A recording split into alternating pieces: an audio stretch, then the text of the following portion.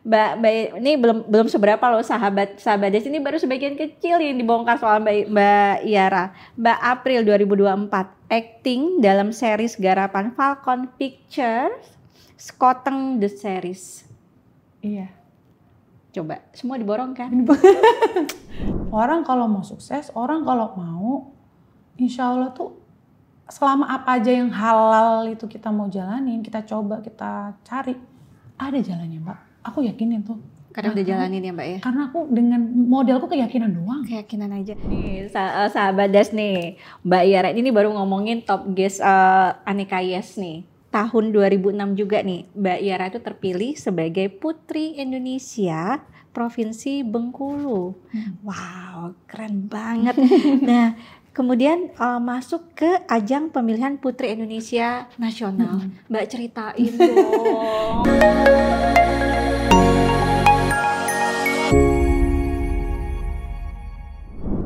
Hai sahabat Das, selamat datang di podcast Das Diaries bersama saya Dini Anjungsari.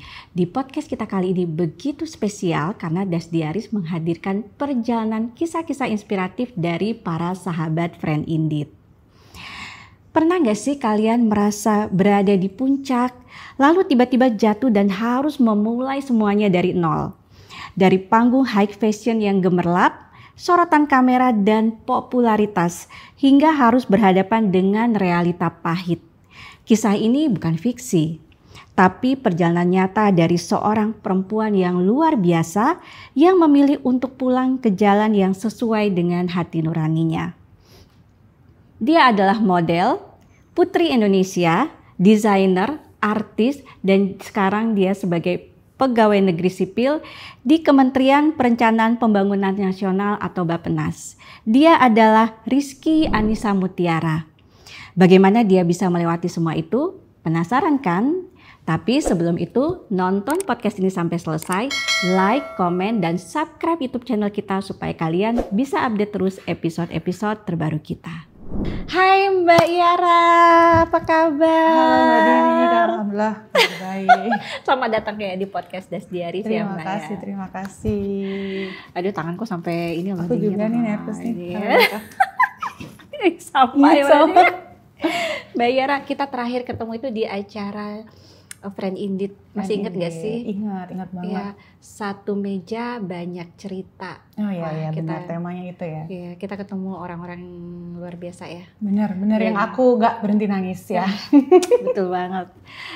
Dan hari ini sahabat Das, kita hadirkan sosok Mbak Yara di sini. Terima kasih Mbak Dini. Mbak tahun 2005 juara 1, juara umum di Ning Cilik Surabaya di usia 15 tahun. Ceritain dong Mbak. Iya, itu titik balik betul ya buat aku gitu. Jadi gini Mbak Dini, dulu itu kita tuh nggak punya media lain gitu untuk menunjukkan siapa kita. Sekarang sosial media itu kan gampang ya untuk akhirnya orang tuh bisa dapat validasi dari berbagai betul. Ini ya, cara lah gitu. Nah kalau dulu kita tuh perlombaan itu masih sangat sehat. Iya.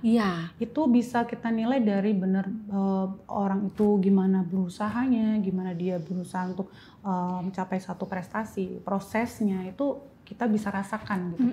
Nah, waktu itu kan nggak lama dari yang aku dibully itu. Jadi sebenarnya aku masuk ke satu sekolah yang waktu itu dari SD ke SMP, yang itu di SMP itu aku sendiri dari SD ku. Jadi pada saat aku disebut-sebut itu kan di SD, jadi Tuhan kasih selamatin aku masuk ke SMP itu beneran aku sendiri ya. Jadi aku nggak punya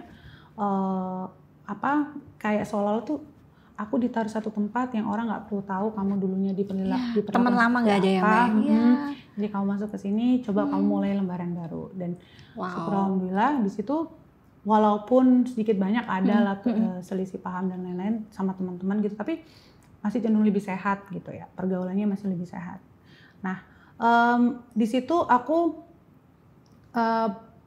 punya keinginan gitu ya, kan dulu ikut lombanya tuh gambar gitu atau SD, terus waktu SMP ini kok aku pengen kayak aku bisa deh ngomong gitu, kayak aku bisa deh tampil gitu, muncul rasa itu gitu. Rasa ingin tampilnya itu gitu. Terus akhirnya cerita sama ibu kalau pengen ikut lomba ini. Terus ada lah Bu namanya Ning Surabaya. Oh ya ibu tahu itu dari dulu deh, itu bagus gitu tuh gitu. Kenapa Dek mau coba gitu? Ya aku mau coba, gimana caranya gini. Nah cuman kan memang kalau di antara di sekolah itu mungkin ada yang lebih favorit lah ya, murid-murid yang lebih punya prestasi dan lain sebagainya. Jadi di dalam penyaringan itu aku nggak masuk Mbak. Di gitu. kalangan teman-teman sendiri tuh aku nggak masuk. Aku cerita sama ibu, aku nggak kepilih gitu. Ya udah nggak apa-apa kan bisa untuk umum, nggak harus kamu dikirim dari sekolah. Kalau memang bisa dari umum, kamu daftar aja gitu. Nanti ibu temenin segala macam. Terus akhirnya selama proses ya walaupun memang harus tetap mewakili sekolah. Ya udah aku jalanin prosesnya mulai dari audisi. Jadi waktu itu kita sebelum akhirnya audisi itu kita harus bikin speech Mbak. Jadi setiap kali proses itu kita harus bikin speech 3-5 menit untuk menceritakan tentang dirinya, kita motivasinya apa, terus apa yang ingin dilakukan untuk Surabaya waktu itu. Udah kita akhirnya cerita audisi, terus lalu ada penyisian pertama, penyisian kedua, lalu ada semifinal, lalu final. Itu semua nggak disangkanya lagi tuh prosesnya justru yang perwakilan dari sekolahku itu malah satu persatu tuh mulai gugur gitu kan. Terus aku ada rasa gimana ya gitu kan. Cuman karena emang aku nggak dikirim, tapi ada satu guru yang aku selalu ingat.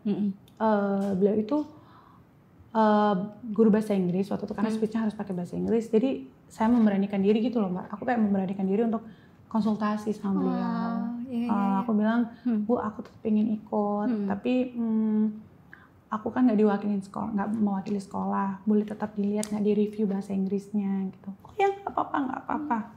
Akhirnya dibantu tetap di review, tetap dilihat gitu. Terus pas waktu masuk grand final dan itu cuman aku dan satu orang diantaranya di wakil sekolahku juga. Jadi kita cuma berdua. Akhirnya kita berdua tetap dilatih gitu, yang tadinya aku nggak dilatih bareng sama yang lain gitu. Terus akhirnya yang kayak mereka tetap support pada akhirnya. Ya udah waktu menang ya alhamdulillah senang-senang aja, semuanya sekolah juga ikutan bangga karena memang tetap mewakili sekolah walaupun nggak terpilih gitu. Wow. Iya alhamdulillah ya dikasih jalan juga. Iya. Wow, keren banget. Jadi tapi itu ya mamah ya semangatnya ya. Karena walaupun nggak didaftar dari sekolah, tetap nggak berhenti di situ. Coba pakai jalur umum. Ibu ya. Ibu tuh sampai detik ini sih mungkin kalau bisa cerita ya Mbak Nini, Ibu tuh aku tuh udah setengah hati gitu ya. Maksudnya kayak bisa nggak Ibu? Enggak deh, pasti bisa, coba deh kamu deh gitu. Jadi aku tuh kekuatan aku tuh Ibu. Dari mama, aku yakin semua anak itu kekuatannya ibunya sih. Karena kan kita orang yang paling mudah meragukan diri sendiri. Betul. Kalau nggak ada yang memvalidasi kemampuan kita, itu kadang kita nggak sanggup aja. Tapi pada saat orang tua, terutama ibu gitu, tiba-tiba ngomong bisa deh gitu. Kayaknya kamu harus lebih berusaha. Tenaga ekstra gitu ya, dorongan gitu. Kayak aku sih ngerasain banget. Dan di situ aku langsung kayak oh ya, aku tahu aku sampai sekarang sampai kayak gini tuh karena ibu sama ayah sih, udah gitu. Sesimpel itu. Keren banget. Sayang karena Allah ya, tapi ya dihadirkan orang tua yang begitu. Iya. Itu udah luar biasa sih. Wow, ini Mbak Yara, aduh banyak banget loh prestasi, ini baru satu loh sahabat Das loh. Membuka pintu loh Mbak. Dari semuanya itu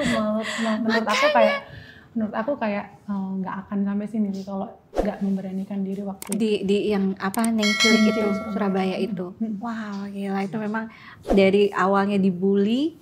Terus itu kan kepercayaan diri jatuh kan Mbak ya, tapi bisa loh bangkit sampai ikut kompetisi yang bergengsi sampai juara itu, wah itu keren banget sih menurut aku sih Mbak. Insya Allah. Wah, nih sahabat Des nih, ini baru satu ya yang dikulik ya, jangan kemana-mana ya. Nah tahun 2006 Mbak, Mbak Yara itu mengikuti, tahu nggak sahabat Des, Top Guest Aneka Yes, aduh Mbak cerita dong. Bisa loh. Ini di tahun yang sama ya, 2006. Iya, jadi habis menang Ning Surabaya itu kan aku tuh nggak tahu apa yang memotivasi dari diriku ya. Aku nggak tahu gitu. Cuman aku tuh selalu kayak penasaran sama semua hal. Wow. Jadi waktu itu kayak kalau aku bisa ning Surabaya, kayaknya aku harusnya bisa deh semacam gadis sampul, bener-bener.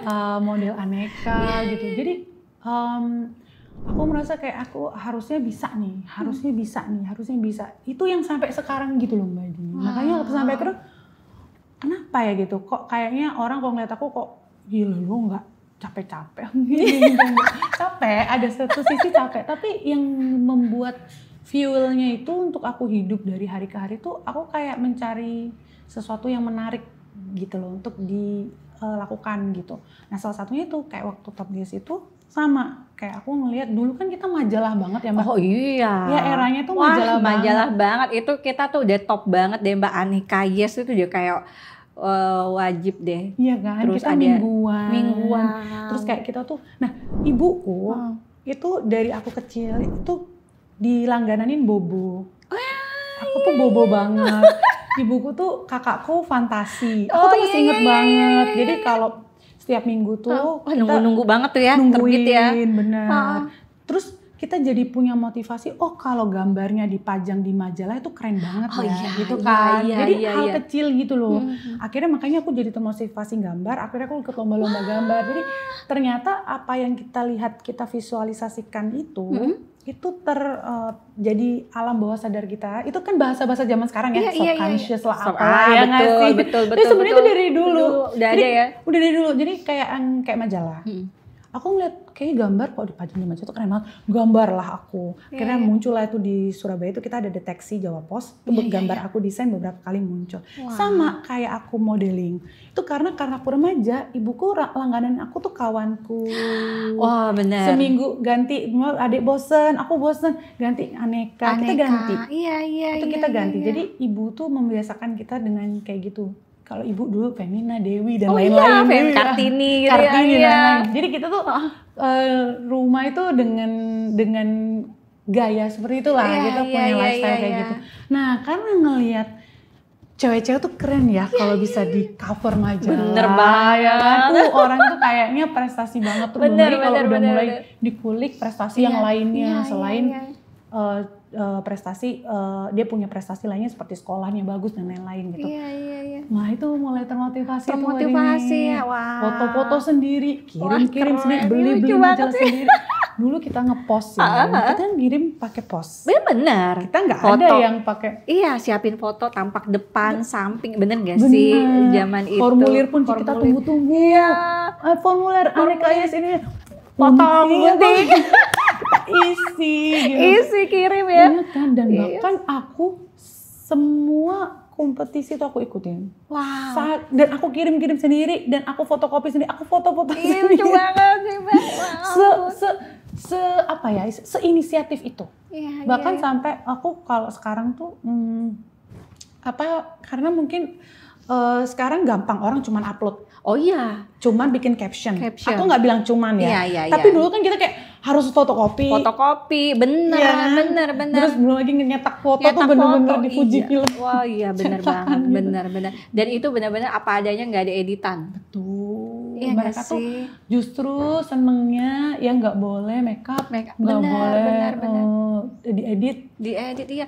Terus kirimnya di kantor pos. Itu sensasi yang begitu yang aku dapetin. Sekarang udah nggak ada tuh Mbak. Iya, itu proses itu. Makanya waktu di telepon dulu juga melalui SMS dan juga telepon rumah ya. Jadi benar-benar dikabarin Rizky Anissa Mutiara selamat kamu menjadi unggulan 1 gitu. Jadi kayak oh gini rasanya ya gitu. Terus karantina pertama juga aku ditemenin ayah. Kan kita waktu itu masih Surabaya. Temenin ayah gitu. Ya semuanya prosesnya sama orang tua sih. Wah, keren banget loh. Ini nih perlu dicontoh nih, mesti dicoba dulu. Jadi jangan gampang nyerah ya Mbak ya. Semua peluang harus diambil. Wow, jadi ini sebenarnya nih Mbak Yara nih, kalau dulu dibully tinggi gitu kan, ternyata berkah loh tingginya. Mulai tahu kalau ternyata bisa bawa manfaat gitu. Ternyata ya gitu. Nih sahabat Das nih, Mbak Yara ini baru ngomongin top guest Aneka Yes nih. Tahun 2006 juga nih, Mbak Yara itu terpilih sebagai Putri Indonesia Provinsi Bengkulu. Wow, keren banget. Nah, kemudian masuk ke ajang pemilihan Putri Indonesia Nasional. Mbak ceritain dong. Itu Mbak sebenarnya juga mukjizat kan. Tapi yang aku mau tekankan tuh sebenarnya ternyata semua tuh berawal dari bermimpi, berani bermimpi. Karena gini, ibuku selalu aku kembali ke ibu ya, karena ibu tuh sering nyebut. Jadi kita tuh dulu di TV tuh suka lihat grand final pemilihan Putri Indonesia. Iya, gitu itu prestis banget itu ya. Dulu itu aku ngikutin dari aku SD SMP itu ibu suka nonton Alia Rohali, kita tahu kan, terus akhirnya yang terakhir tuh Artika, Nadine, Agni, itu kan bener-bener 3 tahun setelah aku. Jadi ibu tuh pernah nyebut lagi nonton ini nggak lama dari aku Ning Surabaya gitu, Dek, kamu tuh kalau Ning itu kayak gini nanti jadinya di Putri Indonesia, pingin ibu kamu tuh jadi Putri Indonesia gitu. Jadi akhirnya mimpi ibu itu yang jadi kenyataan. Terus akhirnya itu juga kayak apa ya, nggak disangka. Jadi ada saudara yang bilang kita mau adain Putri Indonesia loh di Bengkulu gitu. Ini dong Tiara mau nggak mewakili Bengkulu gitu. Terus aku bilang aku masih SMA belum lulus gitu. Nggak apa-apa dicoba dulu, umur 17 kan. Terus akhirnya ya dicoba, emang bener-bener dicoba dulu gitu. Terus akhirnya ya di Bengkulunya menang, ya mau nggak mau ya ke nasional kan, gitu. Jadi memang prosesnya tuh nggak ada yang disangka juga, nggak ada planning kepinginan yang gimana, tapi kita berucap baik gitu ternyata, terus kita dalam hati mengamini ya percaya sama Allah, serahin aja, ya ada jalannya ternyata gitu loh Mbak Dini. Bener-bener sesimpel kayak saudara gitu telepon ke bapak, ke ayahku bilang kalau ini ada dengar katanya Yara itu menang ini model gitu, mau nggak nyoba yang di Bengkulu gini gitu. Ternyata dia diberi kelancaran sampai mewakili Bengkulu itu. Wow, gitu. Gila Mbak Yara, keren banget. Tapi situ challenge-nya adalah karena emang waktu itu aku paling kecil, yang lainnya finalisnya udah lebih berpengalaman ya. Mereka memang sudah sangat prepare untuk mengikuti ajang itu ya. Jadi di situ pressure-nya adalah gimana bisa mengimbangi, tetap bisa paling nggak mengikuti prosesnya, nggak ada ngerasa kayak paling muda atau belum pengalaman. Jadi di situ aku juga belajar banget sih untuk akhirnya ini ya ajang yang ada belajarnya juga. Kalau kita belum siap itu kita pasti ada merasa kayak harusnya aku lebih prepare dulu ya gitu. Bukan menyesal ya, tapi banyak hal yang dipelajarin ya, pengalaman karena ya umur itu kan lebih ke mental ya. Betul. Kalau kita ngerasa mampu tapi mentality itu pasti berbeda. Iya. Orang udah kuliah, SMA, ada yang udah S2, ada yang udah bekerja, itu pasti beda. Jadi di situ yang aku pelajari, prosesnya itu secara mental itu harus siap dulu. Akhirnya kita ke depannya juga pasti lebih siap. Itu yang sampai sekarang aku pegang sih. Gitu. Tapi luar biasa sih Mbak menurut aku ya, karena kompetisi untuk Putri Indonesia itu kan besar, berat banget ya gitu, melalui pemilihan yang begitu ketat gitu kan, dengan syarat dan ininya sendiri gitu ya. Bayangin seluruh Indonesia, semua provinsi ikut gitu ya, itu buat aku sih wow banget sih. Jadi waktu ke Jakarta tuh berapa Mbak Putri Indonesia, ada berapa yang masuk waktu saat barengan sama Mbak Yara tuh yang terpilih Bengkulu, terus ada berapa tuh? Kan kalau provinsi waktu itu masih 33, kita masih 33, jadi pesertanya 33 plus 5 karena DKI punya 5 wakil. Jadi DKI 1, 2, 3, 4, 5. Jadi kalau nggak salah tuh sekitar 38 atau 39 kurang lebihnya. pesertanya. Bengkulu 1 ya? Bengkulu 1 ya. Jakarta 5 ya? Iya. Oh banyak ya? Setiap tahun dia punya privilege dapat 5. Iya. Jadi pasti ada yang nyangkut satu. Pasti nyangkut Pasti ya. nyangkut. Makanya ada yang di Kepulauan Seribu itu masuk Iya, ya kan? Kalau di DKI itu pokoknya sebutannya 1, 2, 3, 4, 5. Wah. DKI 1, DKI 2 gitu. Itu baru tahu nih Mbak. Iya.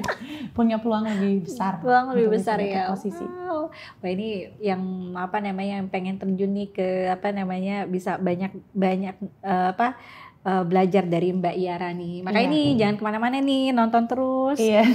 Nih Mbak Yara, nah dari pengalaman itu kan banyak banget ya pelajaran yang Mbak Yara bisa dapat sampai sekarang. Apa sih Mbak kalau dari Putri Indonesia itu satu hal yang paling yang paling aku bisa pegang sampai sekarang ya. Jadi gini, ada hal yang selain memang family value ya yang aku pegang gitu untuk bisa jadi diriku sekarang, itu memang salah satunya ketika aku membawa nama besar dari apa yang pernah aku jalanin. Kayak aku Putri Indonesia, kayak aku ada beberapa yang mungkin di Surabaya salah satunya, nama orang tua, keluarga juga.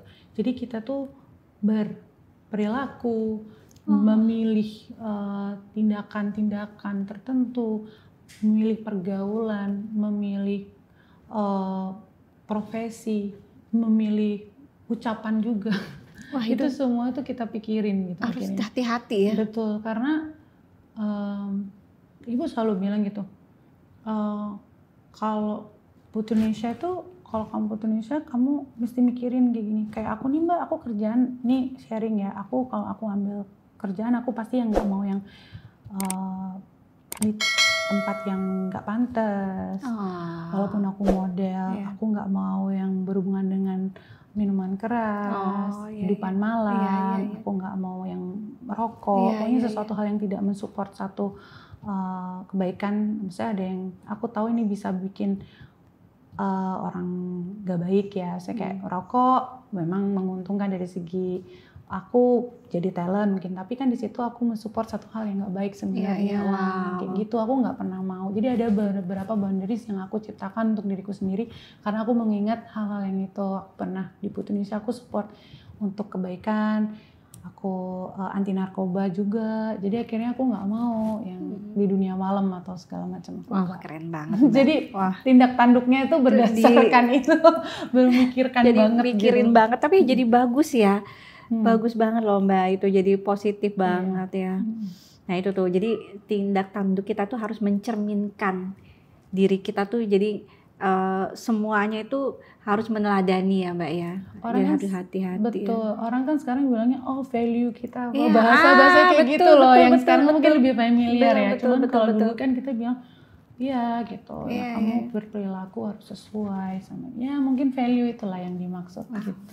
Keren banget nih, masih diinget nih prinsipnya Mbak Yara, bagus banget. Mbak Yara 2006 Putri Indonesia. Nah di 2007 Mbak Yara ini mengikuti Gading Model Search, bener gak Mbak sih? Dan sejak itu Mbak Yara ini rutin tampil di panggung high fashion runway hingga 2012. Ya betul. Nah, cerita dong Mbak, cerita dong. Jadi sebenarnya kalau untuk modeling itu kan karena aku tinggi ya, jadi privilege itu ya. Nah untuk start yang bener-bener modeling banget itu bener-bener pasca aku Ning Surabaya itu. Ning Surabaya 2005 ya? Bener, itu aku dapat beasiswa dari ada namanya Mas Kani. Dia beliau salah satu mentor lah di Surabaya yang ngajarin aku catwalk pertama kali. Sampai sekarang salam buat Mas Kani. Beliau tuh benar-benar Mas Kani. Mas Kani kalau nonton orang ya Surabaya. Salam Mas Kani. Jadi Mas Kani itu sampai sekarang beliau sangat disegani di Surabaya. Banyak model yang sukses di tangan beliau. Nah, jalan tuh dari tahun 2025. Udah mulai kerja juga. 2026 itu model Indonesia dulu almarhum Ramli, kalau tahu. Oh, aku tahu. Beliau yang ngajak aku ke Jakarta karena aku menang model Indonesia Ramli di Jawa Timur. Oh ya? Iya, lalu ke Jakarta untuk pertama kali. Nah, itulah yang membuat aku jalan catwalk awalnya. Nah, tapi belum pindah Mbak, aku belum pindah Jakarta. Jadi masih di Surabaya masih tuh di ya? Surabaya, jadi aku masih regional di Surabaya, aku Iya, jalan iya, catwalk. iya. Nah, kalau aku Gading itu, karena Gading itu kan afiliasinya dia dengan Gading Fashion Food Festival, Jakarta Food Fashion Festival. Jadi memang itu pagelaran besar kan gitu. Jadi di situ pertama kali aku dikenal di Jakarta sebagai model profesional melalui Gading Model Search. Nah itu Gading Model Search itu yang akhirnya aku jalan di CF3, lalu CFV, lalu ya desainer-desainer lainnya lah gitu. Itu awal mulanya di Jakarta. Karena nggak lama dari situ kan aku sudah pindah Jakarta gitu. Jadi waktu pindah itu Bapak Ibu atau Mbak Yara sendiri? Jadi Bapak itu 2005 itu sebenarnya di Jakarta. Tapi kita anak-anak masih di Surabaya. Nah 2007 kakak itu kuliah di Unpad. Terus bapak bilang ya udah sekalian aja bawa adik sama ibu. Jadi 2007 itu bener-bener aku sama ibu pindah ke sini gitu. Wah, jadi karena kakak juga di Unpad ya, di Bandung deket ya Jakarta ya. Gitu awalnya. Mbak Yara nih keren banget loh. Aduh ya Allah. Mbak Yara nih, aduh ini sahabat Des, Mbak Yara ini punya banyak banget prestasi. Ini sebenarnya nih ngomongin prestasinya semua nih hari ini, yang sekarang ini nih. Nah Mbak Yara ini juga tahun 2008 ya Mbak ya, mengikuti MTV VJ Han. Aduh Mbak cerita dong. Aduh, kayaknya ya semua diikutin nih Mbak. Ya, wah keren banget loh. Sebenarnya ya disclaimer dulu. Sebenarnya itu karena sisi penasaran. Oke. Karena kayak yang tadi aku bilang, kayaknya nggak mungkin deh gue nggak bisa. Gitu. Bukan berarti aku kepedean ya, satu sisi. Tapi kalau nggak dicoba, kita nggak akan pernah penasaran tahu. Gitu ya. Nah itu lucunya lagi, kalau MTVJ itu aku coba 3 tahun Mbak, berturut-turut. Tapi nggak cukup umur. Di waktu itu aku ikut di Surabaya, aku ikut 2 kali. Sampai percaya nggak, aku yang waktu masih tinggal di Surabaya itu ada temen yang VJ MTV finalis juga, dia namanya Oval, aku inget banget. Dia tiba-tiba nawarin, karena dia tahu aku saking excited, percaya nggak, saking aku excitednya ingin ikut MTV, aku nggak kenal sama si Oval ini. Aku samperin ke kampusnya di UNER, aku minta kenalan supaya belajar gimana caranya dia bisa masuk, bisa menang. Sampai kayak gitu aku kalau pengen sesuatu. Keren banget, usaha banget gitu ya Mbak ya. Karena menurut aku tuh bukan sesuatu yang salah. Dia bisa sampai di titik itu pasti dia punya something kan yang dia harus dia lakukan dan harus aku pelajari dari dia. Akhirnya aku samperin, dia ya baik sama aku, beberapa kali kita sharing. Terus di tahun berikutnya MTV VJ itu bikin event dan kita selama audisi itu butuh SPG, semacam SPG dalam tanda kutip, tapi dia nggak ngomongnya SPG, dia bilangnya sebagai salah satu icon yang akan di syuting juga sama MTV. Kita akan ngajak orang-orang yang kira-kira potensial untuk ikut MTV VJ. Waktu itu aku umur 15 tahun. Abis nih nggak lama. Habis itu aku datengin karena si Oval ngajakin, Dek kamu mau nggak gini-gini? Mau banget dapat duit. Oke, mau gitu. Terus habis itu aku selama audisi itu nggak salah 4 harian ya, 3 atau 4 hari itu di Tunjungan Plaza Mbak acaranya. Tunjungan Plaza. Selama itu juga aku pakai baju dari MTV segala macam, kita didandanin kayak apa ya? Mau talent scouting gitu. Kita datang semua anak-anak yang potensial gitu. Dan aku udah masuk MTV waktu itu. Terus habis itu tahun pertama aku ikut. Tapi umur masih 15 tahun. Aku sampai diundang sama produsernya untuk bisa di audisi sendiri. Tapi dia bilang, so sorry mama sih, you're still too young, segala macam. Oh ya udahlah, akhirnya aku nggak dapet. Yang kedua tahun berikutnya, aku masih Surabaya juga. Aku udah modeling waktu itu. Aku datang, aku ngantri, bener-bener ngantri dari pagi sampai sore.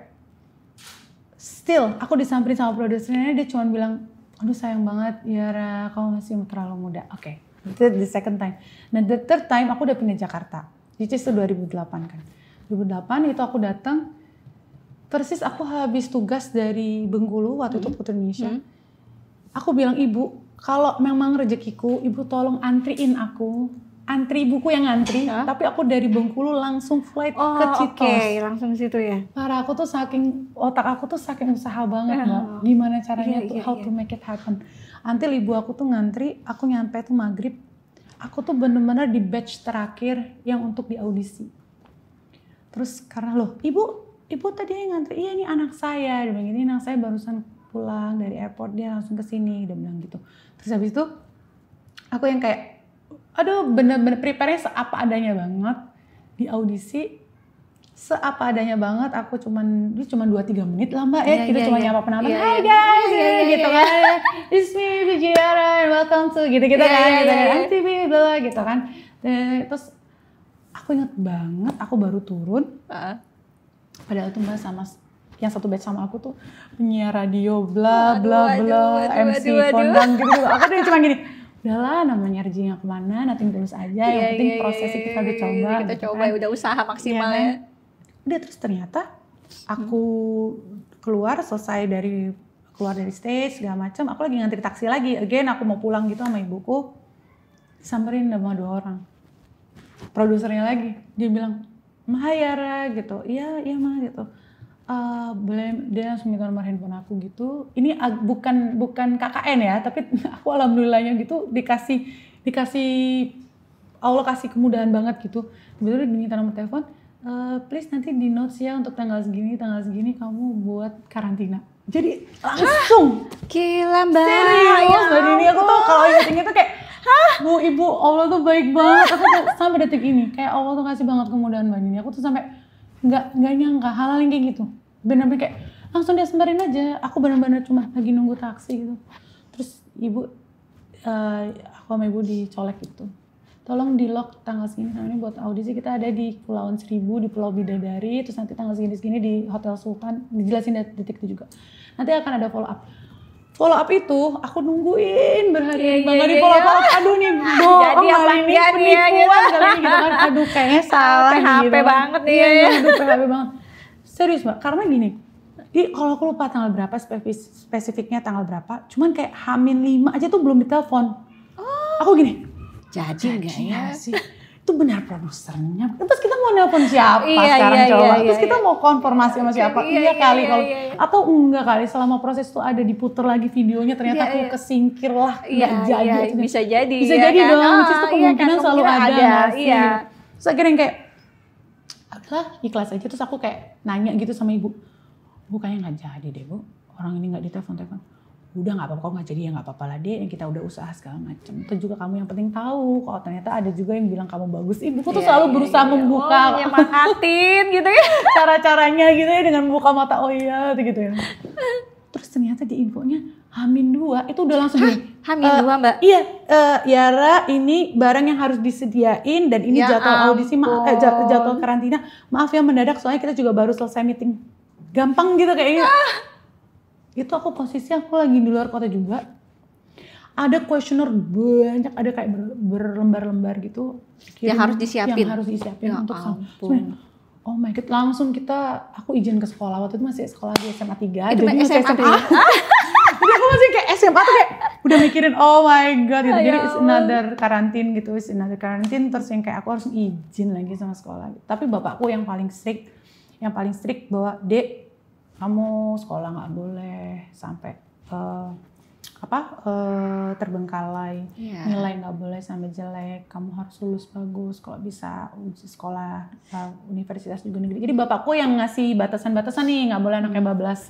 Jadi akhirnya ya balance, ibunya bisa support dari sisi anak hobinya, si bapak yang masih dari pendidikannya ya. Terus soal pendidikan gitu. Jadi ngingetin tetap belajar, jangan sampai ditinggal gitu ya Mbak ya. Makanya sekolah juga kita nggak milih homeschooling kan, karena bapakku nggak pernah bolehin aku homeschooling. Jadi hobi, it's still hobi ya nak. Gitu. Kalaupun kamu dapat duit dari situ, tapi ini tetap hobi gitu loh. Bukan ibu mau jadiin kamu bisa berpenghasilan di sini atau jadi artis atau gitu.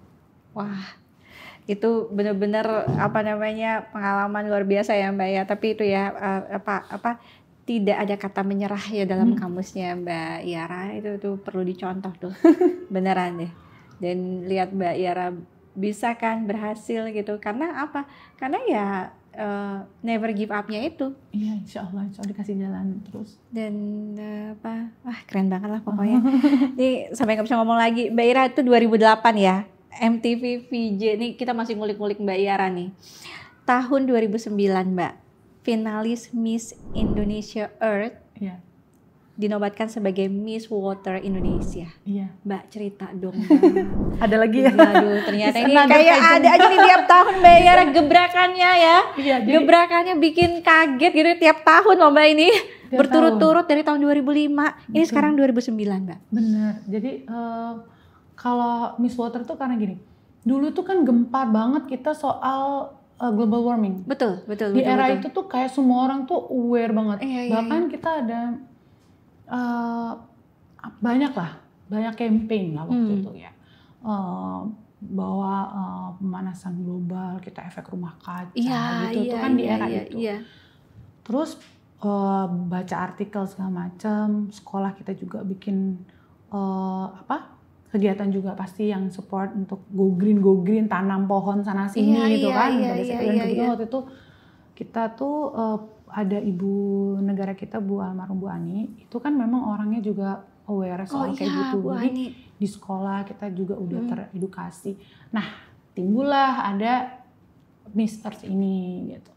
Nah, kok kayaknya platform baru nih untuk kita bisa campaign yang namanya gimana untuk bisa saling menjaga ini semesta, kurang lebih seperti itu.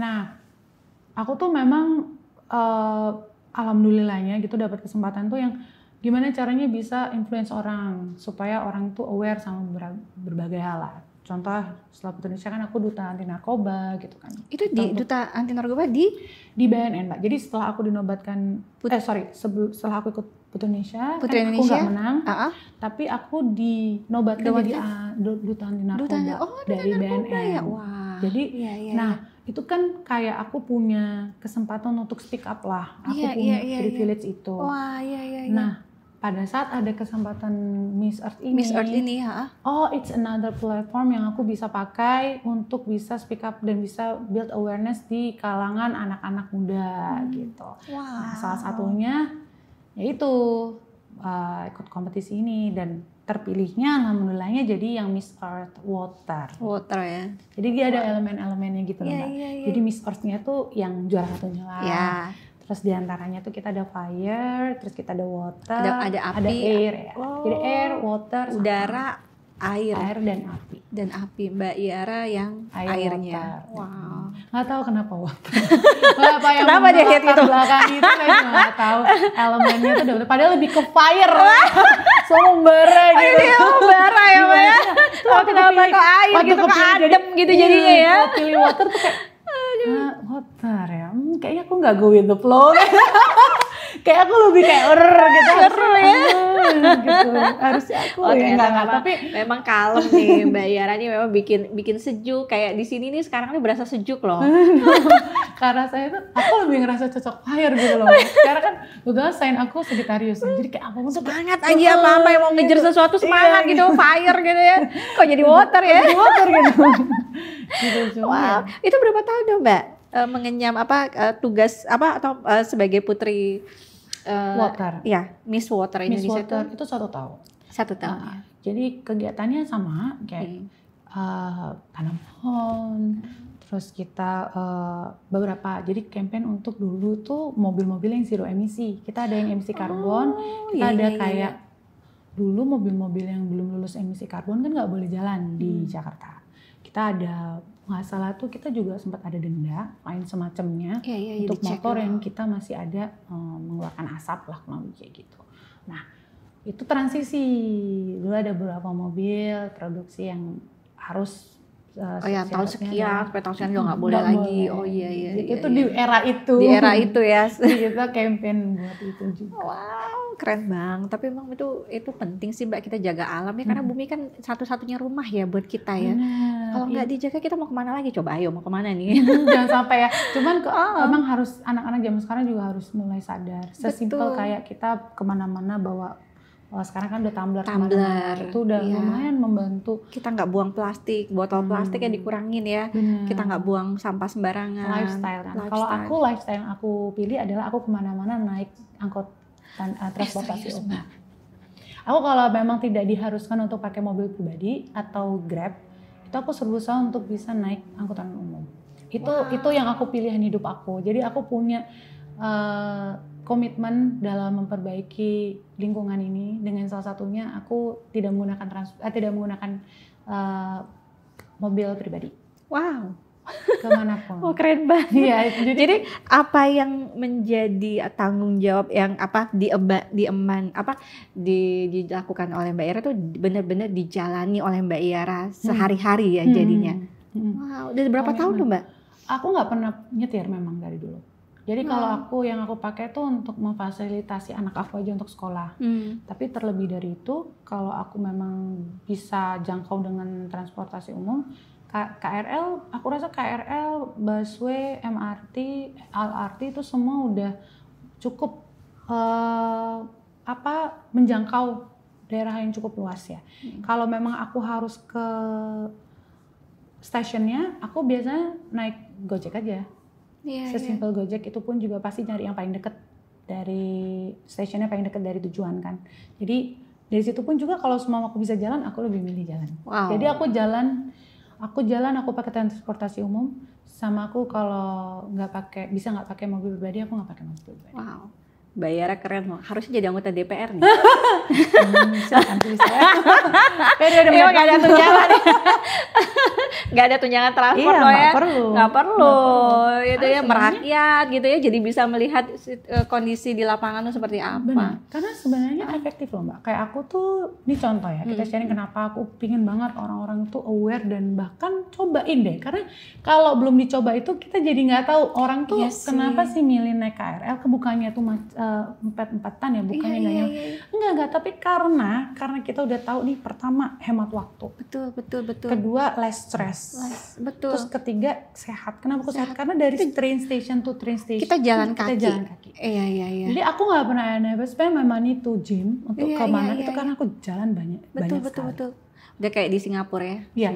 Benar, karena gini, kalau ngaku kita civilized, aku selalu beranggapan civilized itu beradab ya. Negara yang beradab itu adalah negara yang mau untuk naik transportasi umum. Kita bukan ngomong skala sosial mampu nggak mampu. Kita nggak ngomong kemampuan finansial atau latar belakang ekonomi orang. Tapi pilihan hidup itu mencerminkan keberadaban menurut aku. Jadi bukan berarti kita nggak afford sesuatu kan kalau kita nggak milih naik mobil. Bukan berarti kita nggak bisa afford mobil kalau kita nggak milih naik transportasi umum. Tapi buat aku, it's part of my responsibility to menjaga bumi ini. Salah satunya aku nggak mau jadi orang yang contribute di polusi. Sesimpel itu sih sebenarnya, ya agak lebih bisa dibilang idealis banget. Tapi ya emang itu pilihan hidup. Lebih ke keren banget. Ini kalau separuh bumi nih orangnya kayak Mbak Ira, kayaknya kita bakalan bumi itu bakalan sehat deh. Mudah-mudahan mengurangi polusi. Bener banget, aduh keren banget Mbak. Ini obrolan sama Mbak Ira memang keren banget. Mbak, ini 2009 jadi Miss Indonesia, Miss Water Indonesia 2011. Mbak Ira itu Putri Batik Nusantara. Ada lagi ya? Aduh, banyak banget ini. Aduh ya Allah. Gimana Mbak waktu itu katanya keluar jadi Putri Persahabatan. Iya. Batik Nusantara. Itu gimana Mbak? Kalau itu kan memang kalau Putri Batik sendiri ini kenapa aku milih bergabung gitu, karena waktu itu pemilihan pertama yang diadakan sama Yayasan Putra Putri Batik Nusantara namanya. Misinya mereka adalah memang memperkenalkan batik ke kancah global, kurang lebihnya kayak gitu. Karena waktu aku ikut Putri Indonesia mewakili Bengkulu, salah satu campaign yang aku bawa itu batik Basure namanya. Basure itu dari Bengkulu? Dari Bengkulu. Mbak Nini udah punya belum? Belum. Next time harus aku kirim. Boleh. Jadi gini, yang membuat unik dari batik Bengkulu itu coraknya dia Arab gundul, Mbak. Wah. Jadi dia memang menarik nih. coraknya Arab gundul yang akhirnya nanti membentuk bunga rafflesia. Wah, Cantik sih, cantik banget. boleh dilihat. Nah itu yang aku suka campaign. Jadi aku kemana-mana aku sering pakai. Oh ya. Akhirnya aku terinspirasi dari situ. Kenapa aku pengen jadi putra putri batik? Once aku jadi putra putri batik, aku punya privilege untuk memperkenalkan batik Bengkulu ini secara spesifik. Kenapa? Karena motifnya tuh bagus, tapi belum punya kesempatan akhirnya diperkenalkan secara nasional. Kurang lebihnya kayak gitu. Akhirnya aku melalui platform itu juga, melalui putra putri batik itu aku memperkenalkan lagi batik Bengkulu ya. Wah keren Mbak. Jadi memang agak ada misi-misinya sih dari setiap perlombaan itu. Nah di kesempatan itu aku belum menang, tapi ternyata teman-teman selama karantina itu voting. Yang paling persahabatan tuh siapa gitu. Iya. Terus aku kan orangnya gini loh Mbak, ini jangan salah ya, aku nggak seambisi itu. Iya. Jadi gini, ini buat bukan disclaimer tapi aku reveal lah. Jadi kalau ngelihat semua perjalanan aku kesannya aku ambisius ya. Iya betul. Ya, iya. 2005 ya sampai 2011. Kayaknya aku setiap kompetisi, tahun tuh kayaknya nggak capek gitu. Iya. Tapi di satu sisi kalau ketika aku menjalaninya, itu aku sangat tulus itu Mbak. Jadi aku benar-benar di antara teman-teman tuh aku nggak merasa kompetisi. Aku benar-benar ya udah berteman sebenar-benar bertemannya gitu. Makanya pada saat putra putri batik ini aku terpilih jadi putri persahabatan, itu kayaknya memang mereka ngerasa aku bukan kompetisi di situ. Biasanya kompetisi kan, aduh ini kayaknya kompetitor nih gitu kan. Nah itu kan berasa ya gitu kan. Iya karena aku punya prinsip aja gitu. Kalau kita fokusnya itu menang, Mbak. Kita tuh orang nggak akan bisa merasa vibrasi dari kita ketulusan, nggak ada. Iya. Orang nggak akan bisa melihat sisi dari diri kita yang yang orang yang harusnya bisa lihat karena kita ambisi, orang banyak nggak bisa lihat gitu. Jadi justru sebenarnya saat kita ikut itu untuk belajar, untuk menikmati prosesnya, itu malah kita enjoy gitu loh. Enjoy, nyaman, menikmati prosesnya, bahkan kenal orang baru, bahkan kita lihat orang lebih baik dari kita seneng, bisa kenal sama orang-orang lebih hebat dari kita seneng, bahkan bisa lihat orang yang kita kagumi selama karantina, ternyata bener dia juara, ada rasa-rasa kayak gitu. Aku selalu mengagumi setiap orang yang aku temui kok. Gitu. Wah Mbak Yara, ini sampai karena kebaikan hatinya Mbak Yara itu sampai akhirnya masuk jadi putri persahabatan batik Nusantara itu dari voting ya malah ya. Keren banget. Teman-teman gitu. Wow. Nih kan, bener kan 2005 loh sampai 2011. Waduh Mbak Yara nih prestasinya udah macem-macem. Mbak Yara nih. Udah berkarir nih sebagai model, komersial talent, MC, presenter, ya kan, perancang busana. Mbak Yara ini perancang busana loh. Mbak cerita dong ke tahun berapa tuh? Aduh, kan semuanya diborong kan? Semoga durasi ya, tolong durasi. durasi. Tadi udah lewat-lewat nih, sebenarnya nggak mau ngeliat aja. Kalau nonton tuh durasi aja gitu. Mudah-mudahan kalau emang gini bisa dua episode. Bisa, kayaknya bisa 2 episode nih ya. Ya cuman, tadi kalau dipikir kenapa gitu ya. Mungkin kalau semua mau dipikirin kok bisa sampai setahun itu gitu ya. Selama itu kita nyari itu sebenarnya desainer itu justru dari aku kecil banget Mbak. Justru core-nya itu dari desainer. Core dari kecil malah justru designer. Ya. Dari desainer, dari suka gambar atau memang seneng banget lihat ini bikin baju apa gitu. Jadi gini. Ini fun fact-nya adalah gini. Ibuku itu waktu masih kerja itu kan aku sama kakakku masih SD nih, ya kan?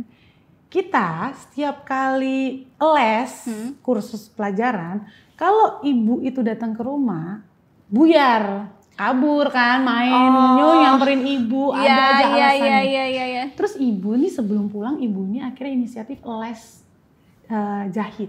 Hah, serius Mbak? Ya, ibuku nih les jahit awalnya. Aku masih TK SD lah gitu. Ini yang aku nggak tahu, taunya juga pas sudah gede. Terus karena ibu tuh tiap hari praktek di rumah, dilihat ya. Lihat, aku ngeliat, lihat buku dia. Ya, buku jahit ya. Aku niru, aku ngeblat ke orang dia bilang enggak, aku ngeblatin gitu, aku ngeblat. Lama-lama aku ngedesain, sampai ya tadi bilang karena aku punya majalah, aku suka ngeliat majalah, aku gambar, tiap hari gambar, aku kirim, belum dipajang, aku tungguin. Usaha lagi, bikin lagi gitu ya. Lomba aku ikut, lomba desain. Nah, sampai teman-teman aku tuh taunya cita-citaku desainer dari aku SD. Sespesifik itu aku bilang I wanna be a fashion designer. Malah aku basic di situ ya. Sampai kepingin bikin baju tuh bisa dipakai sama artis-artis gitu. Ya ampun. Udah punya imajinasi agak beyond. Jadi agak halu gitu anaknya. Nah, SD SMP kan emang ke gambar ya larinya. SMP itu aku kirim gambar ke yang deteksi itu. Nah, agak ke distract itu pada saat aku udah mulai modeling ya. Jadi agak fokusnya nggak ke fokus. Nah, pas aku SMA kuliah itu mulai nerima orderan, tapi ibu yang jahit. Sampai sekarang gitu kok. Jadi ibu yang jahit, aku yang desain. Sampai sekarang. Sampai sekarang. Jadi sekarang tuh masih ada namanya di Instagram Iara Atelier. Oh, nanti aku lihat, aku follow ya. Jadi kebaya, baju wedding sampai jadi ibu masih menjahit masih sekarang. Justru aku seneng banget ketika ibu aku sampai sekarang tuh semangatnya dari jahit. Keren banget, Mbak. Ibu tuh umur berapa, Mbak, sekarang? Ibu 65. Masih jahit? Masih jahit dan mayet. Dan baju-baju yang dipajang di Instagram itu tuh hasil karyanya ibu. Aku mau lihat. Nah, jadi kita tuh bener-bener kayak teamwork banget aku sama ibu. Jadi aku yang ngejaring istilahnya customer tuh biasanya teman-teman. Terus aku yang mendesain, aku biasanya kasih referensi teman nikah, teman lamaran. Beberapa artis juga ada juga. Ibu yang jahit. Wah, keren banget, Mbak. Makanya itu akhirnya sedesainer-desainernya itu mungkin lebih tepatnya sih aku berdua ibu lah, jahit lah. Tapi memang aku desainer itu aku ambil sekolah juga. Aku ambil di IFD namanya. Dia International Fashion Designer, aku lupa singkatannya apa. Tapi itu aku ambil beasiswa juga, dapat beasiswa. Jadi aku ikut lomba. Again lomba. Aku tuh kalau bisa semuanya nggak perlu bayar Mbak Dini. Beneran. Jadi kalau bisa aku manfaatin. Jadi aku baca di Instagram ada sekolah baru. Dia sekolah dari India dan di London, base-nya. Itu ada waktu itu di Radio Dalam. Oke. Kan deket sama rumah. Aku pikir aku ikut aja deh gitu. Ternyata dia bikin beasiswa untuk short course selama kurang lebih 6 bulan untuk yang akhirnya bisa menang di lombanya mereka. Aku ikut lomba dan ada 5 yang dibiayai sama mereka. Jadi itu value-nya termasuk Mbak Iara masuk dari 6 itu? Sekitar 30-40 juta gitu. Wow. Dari 6 bulan itu. Terus masuk aku. Wow. Salah satunya ada desainer juga udah ngetop sekarang. Lulusan itu juga. Gila, keren banget Mbak Iara. Gila nih. So penasaran itu Mbak Dini. Itu penasarannya nih. Mesti ditiru nih. Jadi Mbak Iara, wow. Jadi sampai sekarang nih masih ya, apa namanya, di perancang desain bajunya masih ibu yang jahit ibu ya? Yang jahit. Wah, keren banget. Keren banget. Gak bisa ngomong lagi nih, speechless nih. Jadi Mbak Iara, nah Mbak Iara ini juga mengisi beberapa program TV. Benar gak sih Mbak? Antara lain Net TV, Ruang Seleb, Emak-emak Petualang, bener ya? Serta menjadi model dan brand ambassador untuk berbagai produk. Itu sebenarnya kayak agak maruk ya. Iya, ini banyak nih soalnya nih. Aku sebenarnya di sini dikuliti sekalian bisa mikir kok maruk enggak ini ya gitu. Iya bener, kok semuanya diborong ya? Iya gitu. Aduh Mbak. Karena aku punya pikiran gitu. Kenapa orang tuh ini aku bukan being judgmental ya, tapi banyak yang nggak disadari orang bahwa ketika kita itu punya kesempatan itu mungkin rezeki kita bisa dari mana-mana. Betul. Kenapa orang mikir kok aku maaf banget nih, aku nggak bermaksud apapun, cuman aku sering dengar bahwa aku nggak dapat kerjaan, aku kesulitan ini kesulitan itu. dalam hati kecil pasti aku ini ya, aku menyadari di Indonesia ini kerjaan susah. Kita semua dalam kondisi yang prihatin ya, dengan banyaknya PHK, banyaknya pekerjaan, orang banyak yang nganggur gitu ya. Ini tanpa mengurangi rasa hormat aku gitu. Tapi Mbak, aku tuh nggak ada di dalam hidup kamus, di kamus hidup aku tuh bahwa aku tuh nggak bisa. Sesimpel soal commercial talent. Itu aku pasca aku pisah itu aku gak punya kerjaan, gak punya pengalaman kerja apapun. Semua temanku model itu udah gak ada yang ngajakin aku kerja dong, karena dia pikir aku gak mau lagi kan. Itu aku Mbak nge-WhatsApp dan nge-DM semua, aku search talent management, aku follow semuanya, aku DM semuanya. Aku senyoba itu. Aku foto standarnya untuk komersial, aku tanya apa aja yang dibutuhin untuk komersial talent. Oke, boleh Kak, foto kayak gini, bikin video begini. Ya tapi aku belum pengalaman, gak apa-apa Kak, dicoba aja. Aku pergi, aku cari, aku tanya teman aku juga yang fotografer, kita mau collab gak? Lu foto gue deh. Ntar gue juga, lo bisa dapat foto gue, dan gue juga bisa pakai foto dari lo. Aku ngajak, aku jemput bola. Aku WhatsApp semua orang yang aku tahu punya link ke sana. Aku tanya keperluannya, kebutuhannya apa. Aku gabung ke semua talent management. Aku gabung grup-grup WhatsApp-nya. Aku tanyain ada kerjaan apa. Aku kirim semua portofolio aku. Senyoba itu. Wow. Dan benar, casting mau ya? Mau. Aku nggak ada bilang, gue nggak mau casting. Nggak, casting. Orang nanya, lu sih enak Putri Nisa. Nggak ada, orang nggak pernah tahu. Dan orang nggak pernah mau tahu kita backgroundnya apa. Tapi yang orang mau tahu, orang harus jalanin casting. Orang harus benar-benar tes kamera. Orang benar-benar harus jalanin prosesnya. Nggak ada privilege apapun yang aku dapat dari prestasi yang aku udah pernah ambil. Karena aku setiap kali aku terjun satu bidang, aku selalu nganggap I'm zero. Kenapa aku nganggap aku nol?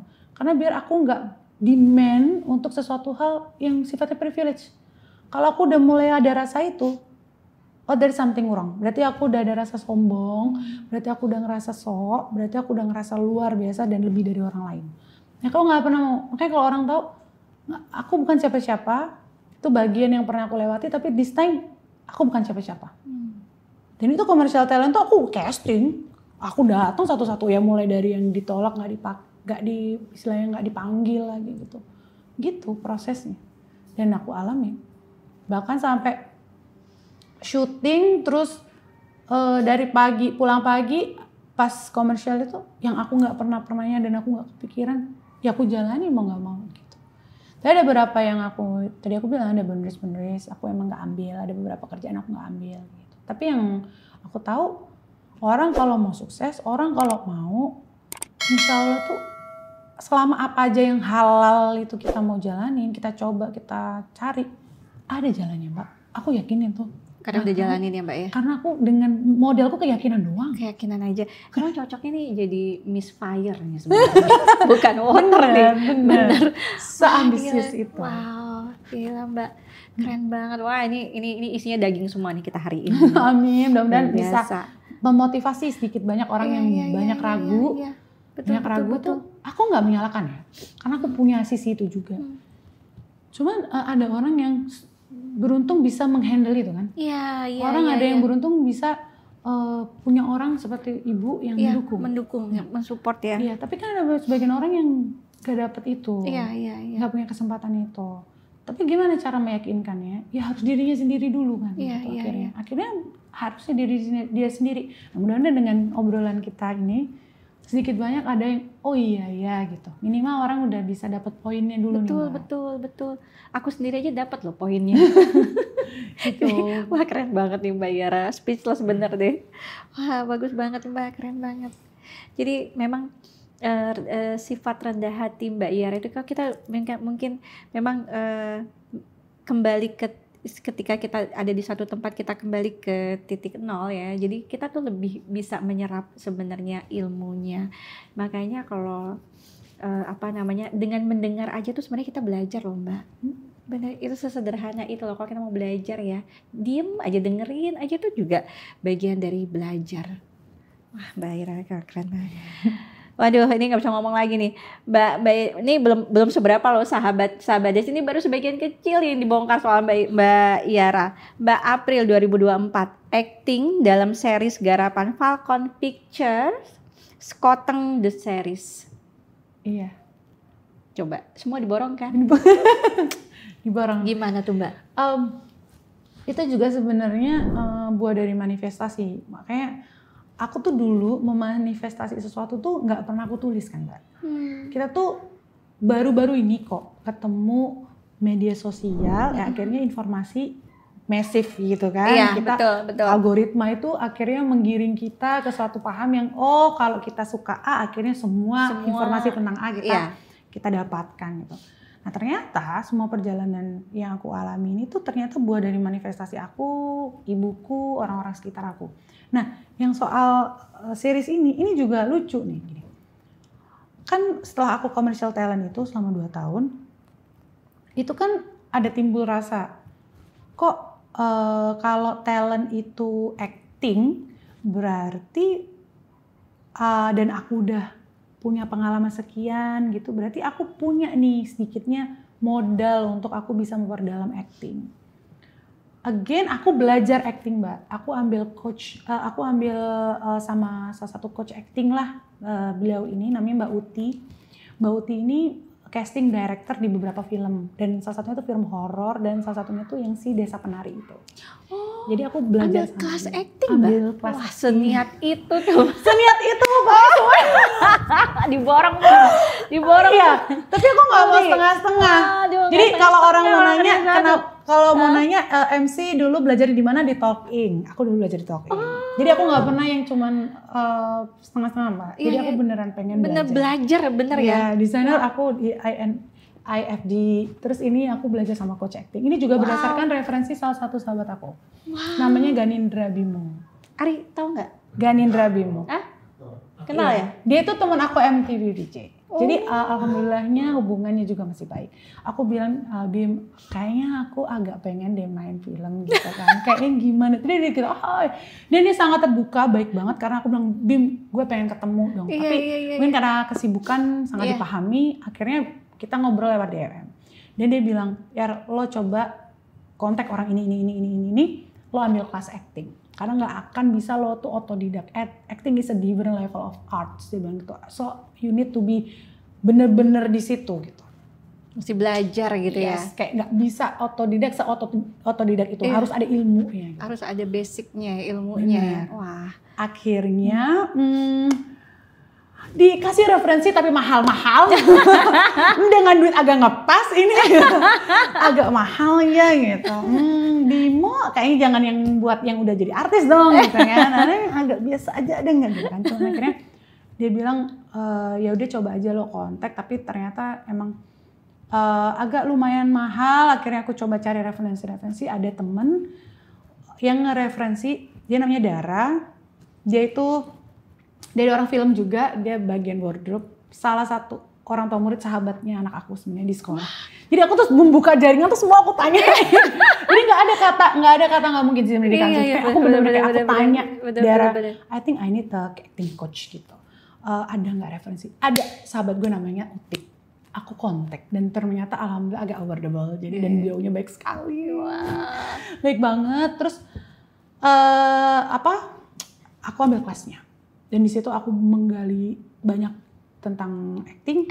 Dan di situ aku berasa banget bahwa ini yang namanya acting. Ini bukan cuma sekedar mimicking, ini bukan cuma sekedar ekspresi, enggak, it's a feeling. Ketika kita terjun di acting itu menurut aku, kalau orang ada yang bilang gini, kita mencari referensi terus sampai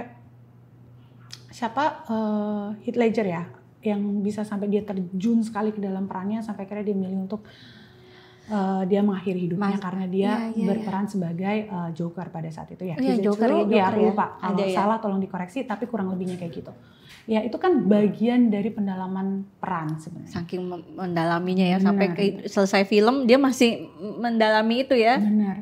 Itu yang ketika orang sudah berperan, dia benar-benar all out sampai akhirnya dia melepas jati diri dia, sampai dia harus terjun ke karakter baru yang bisa kayak gitu. Aku penasaran gitu. Kenapa orang bisa sampai kayak gitu? Kenapa seorang Dian Sastro nggak bisa menggambarkan cinta sekian dalam dan bisa merepresentasikan cinta seperti itu sampai akhirnya cinta itu tidak bisa diwakili oleh orang lain dan itu melekat sekali pada Dian Sastro. Sampai akhirnya tuh hal-hal kayak gitu tuh kepo banget. How come that you be someone else tapi itu bisa bener-bener seperti kita gitu. Kayak aku banyak belajar gitu. Nah di situ aku belajar ternyata ketika kita acting gitu, kenapa itu dibilang sebuah seni yang kelasnya tuh berbeda gitu ya. Karena memang kita kalau nggak pakai hati gitu ya, itu susah. Beda ya, nggak bisa ya, susah ya Mbak ya. Bener, nggak bisa dapet gitu loh. Kenapa orang akhirnya bilang gini, gimana mata itu berbicara, gimana semua bisa badan kita representasi semua itu. Karena itu acting tuh sekian gitu, seluruh gerak tubuh. Sampai aku diajarin tari kontemporer dimana tuh seluruh tubuh tuh harus bergerak, bukan cuma mimik, bukan cuma muka, bukan acting itu cuman sedih itu gimana, seluruh bagian tubuh kita bergerak. Jadi situ aku itu juga belajar hal baru lagi gitu loh. Jadi banget, nah yang si series itu aku tulis Mbak setelah aku ambil coach itu awal tahun 2024 lalu itu aku bikin tulisan, aku kepengen main series dan aku pengen main film di satu notes dan syukur alhamdulillahnya tercapai sesuai dengan itu. Tapi kurang spesifik. Next time aku perlu tulis peran utama dengan sekian episode. Wah, boleh bareng. Mbak, nulisnya di note-nya di mana? Aku tulis pakai tangan di rumah. Aku suka journaling. Wow. Aku nulis. Tulis siapa tahu kecapai. Iya gitu. Jadi itu pesan kalau orang kayak masih untuk bisa memvisualisasikan sesuatu biar bisa lebih spesifik, biar bisa lebih tercapai. Dan itu biasanya short term untuk jangka pendek itu harus ditulis. Dan itu yang aku tulis selama ini. Wah, bisa dicontoh nih. Ya, bisa dicoba. Bisa dicoba. Atau ada yang udah pernah ngelakuin juga boleh sharing. Boleh sharingnya nanti di kolom komentar ya. Wah, Mbak kayak bener deh Mbak. Ini Mbak Yara ini maruk kayaknya nih. Maruk, udah tahu bener. Ini belum apa-apa nih. Desember 2024, Mbak Yara terlibat dalam film layar lebar pertamanya Tukar Takdir. Iya benar. Itu akan tayang nanti 2 Oktober. Tanggal 2 Oktober ini? Iya. Oh, nonton ya. Tapi sebenarnya itu kalau itu aku seperti yang aku bilang, aku senengnya itu karena itu bagian dari manifestasi aku. Tapi untuk pencapaian aktingnya sebenarnya aku suka yang si sekoteng itu. Bisa langsung ditonton kalau mau. Oh boleh. Enggak nanti Bisa masih nanti masukin ya Mas Danendra ya. Karena itu dimasukin nanti ya sekilas yang apa namanya sekoteng the series ini kayak menarik deh. Mbak Yara, nah di balik semua kilau sorotan nih, adakah tantangan atau tekanan yang paling dirasain saat berkarir di dunia hiburan? Oke. Di satu sisi aku menikmati. Suka sama pekerjaannya ya, sama lingkungannya aku suka. Tapi ternyata ada kekhawatiran yang aku rasa bukan aku aja yang merasakan. Teman-teman entertainment tuh rata-rata sama kok kekhawatirannya. Adalah kita bisa bertahan sekian lama atau enggak. Kita bisa bertahan lama enggak sih di industri ini yang regenerasinya begitu cepat, demand-nya juga. Industri di Indonesia ini belum terlalu seperti negara lain ya. Artinya peluang kita tuh masih sangat terbatas gitu. Nah, akhirnya kalau untuk aku sendiri, aku suka sebagai batas hobi. Tapi kalau akhirnya aku harus bergantung ini sebagai profesi, aku belum melihat sustainability-nya sih.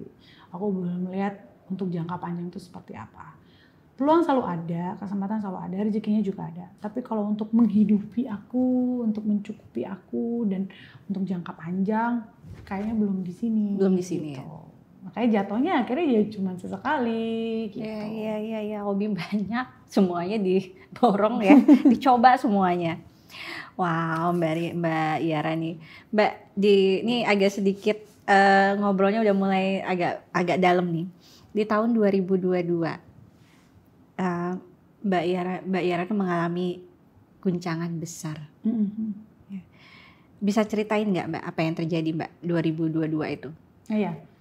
2022 itu awal tahun aku dapat musibah. Jadi kan dulu tuh waktu COVID, sebelum COVID dan saat COVID itu kan kita sempat ada ini nih Mbak, semacam kayak robot trading gitu kan. Robot trading itu kan memang lumayan lama ya, sekitar 2 tahunan ya berjalan gitu. Dan karena aku pikir teman-teman mereferensikan, itu teman-teman ada yang bilang di situ bagus segala macam, akhirnya aku sempat invest juga. Nah, ternyata kan berjalan 1 tahun ya, nggak nyampe sih, berapa bulan aja. Itu aku di situ, perusahaannya tuh kolaps, ya bukan kolaps sih, sebenarnya ditutup karena ternyata terbukti scam. Jadi artinya semua itu uang di-freeze kan, kita nggak dapat pengembalian dan lain sebagainya gitu. Jadi memang tahun 2022 itu dari segi finansial aku juga terpuruk ya waktu itu, dan itu masih belum punya pekerjaan apapun gitu. Kalau awal tahun aku itu terus pertengahan tahun, jadi 2022 ini agak kompleks sih gitu, karena tahun 2022 pertengahan juga aku dapat cobaan juga, aku divorce di sekitar bulan Juli. Jadi ya perjalanannya seperti itu, tapi ya alhamdulillah aja. Ini jadi kita tadi dengerin perjalanan prestasinya Mbak Yara, ternyata nggak ada sedihnya juga ya Mbak ya, gitu ya. Jadi nggak jatuh bangunnya tuh tetap ada ya Mbak ya. Pasti itu sih bagian dari hidup dan bagian memang dari hidup ya. Konsekuensinya dari semua perjalanan. Karena kalau kita kan dari setiap perjalanan itu kan kita harus siap jatuh bangunnya, kita juga harus siap kalau kita menikah ya harus siap sama perpisahan. Perpisahan itu kan kita bertemu juga harus siap sama perpisahan. Perpisahan itu kan kalau di takdir ini ada macam-macam, takdir pisah hidup, takdir pisah mati. Betul. Yang keduanya sama. Yeah. Tapi yang terbaik kan ketika kita udah coba yang terbaik untuk dijalanin, tapi ternyata nggak workout. Kalau memang pisah itu juga yang terbaik. Baik, betul. Ya kenapa enggak? Selama kan kita udah tahu nih, kita nyobanya kayak gimana, kita udah berusaha kayak gimana. Jadi saya nggak pernah judge sama orang yang tidak bisa meneruskan pernikahannya gitu ya. Aku nggak pernah bilang itu gagal sih, karena gagal tuh ketika kita udah tahu nggak bisa tapi dipaksain tapi malah berantakan. Betul. Menurut aku lebih kasihan daripada akhirnya memutuskan berpisah, ya tidak bisa meneruskan perjalanan bersama lah gitu. Tapi ya kita bisa tetap sama-sama karena kan ada anak. Untuk membesarkan anak itu kan butuh support keduanya. Kayak teman-teman kadang suka lihat kok di Instagram aku masih sering posting bareng, masih sering nge-tag bareng, masih bisa pergi bareng sama anak-anak macam. Orang nanya kok bisa? Karena kita udah lepasin egonya satu sama lain gitu. Ketika kita udah sama anak, ya kita parents, still we're parents. Tapi kalau kita masing-masing ya kita punya hidup masing-masing. Ya dia berteman lah, kita masih teman. Hubungan baik ya Mbak ya, masih dijaga ya. Karena kayak Gabrian itu, kenapa aku bisa lihat dia kayak sekarang? Itu karena hasil dari aku dan bapaknya itu tidak ego. Gitu. Kita bisa misahkan mana yang untuk anak, mana yang untuk pribadi. Ketika kita udah bisa memisahkan itu kan jadi enak tuh, komunikasinya enak. Iya. Cara kita ngelihat point of view, kita lihat satu sama lain juga jadi beda, jadi enak kayak gitu sih. Bahkan hubungannya jadi lebih sehat ya Mbak ya. Benar. Iya nggak sih? Iya. Dan nggak anak itu bisa jadi korban atau tidak itu tergantung dari kita yang jalanin ya, orang tua ya terutama, karena banyak juga kok anak-anak yang berhasil dengan orang tuanya pisah karena memang ya hubungan yang sehat itu yang harus dibangun ya sebenarnya.